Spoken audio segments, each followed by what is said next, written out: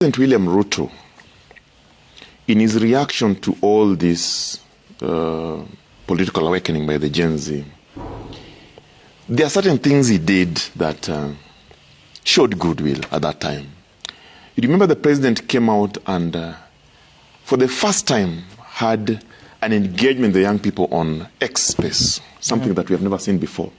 And he talked. I remember attending one of those X spaces online, and I listened to him, and he was really regretting what has happened, and he was promising.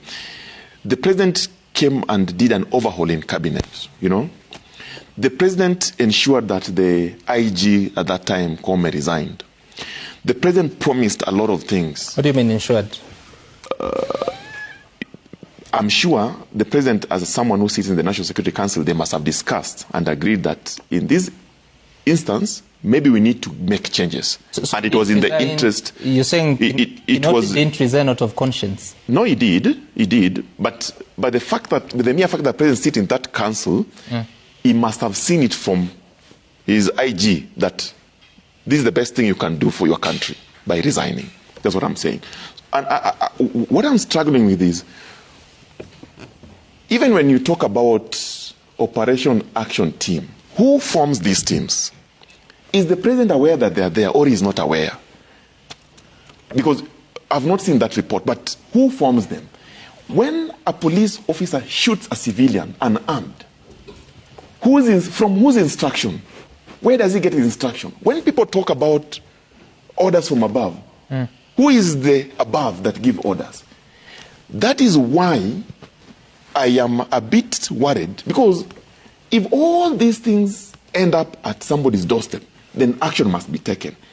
We might be blaming specific individuals, junior officers, I don't know who, but they also know that they are being given orders from somewhere. And that's why these investigations, I'm happy that there's an active case now, should reveal who gave them the orders. The person who gave them the orders must also have gotten an order from somewhere. Until we get to the end of the chain, then we shall get a solution to this. And lastly, Sam, you have asked me, do we still need to believe the political class?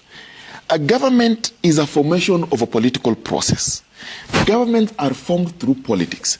And therefore, I would want to urge the public to put the political class to account.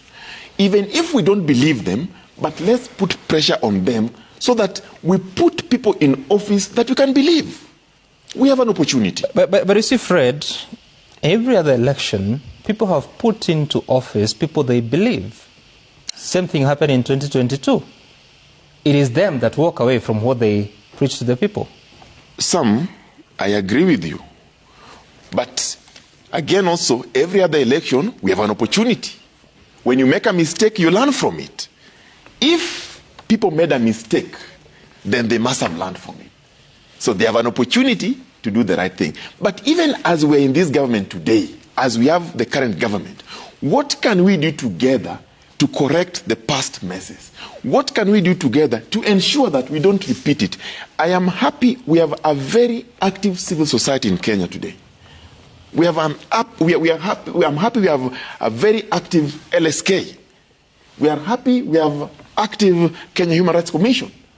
How do we collaborate as stakeholders to ensure that we dialogue? We must create opportunities for dialogue platforms. Because this confrontation, we did this, he did this, it must go, they're not going to help us. You know, Fred, the difficult thing is that you're calling for a platform for dialogue. Your party leader, let me call him so, yes, has that opportunity. Correct. Beyond dialogue, they have an MOU. And you are saying that things are not being followed as per the agreement. So what are these other Kenyans? Raila Odinga is just an individual, a Kenyan who has the interest of this country at heart. Raila Odinga, as much as we call him an institution, he can only go to a certain limit. And I want to encourage every Kenyan, follow suits. If you feel that Raila Odinga has failed you, come out and follow the footsteps of Raila Odinga. People say that Raila Odinga failed them and abandoned them. And you see, when Raila Odinga presented himself for election, they never voted for Raila Odinga.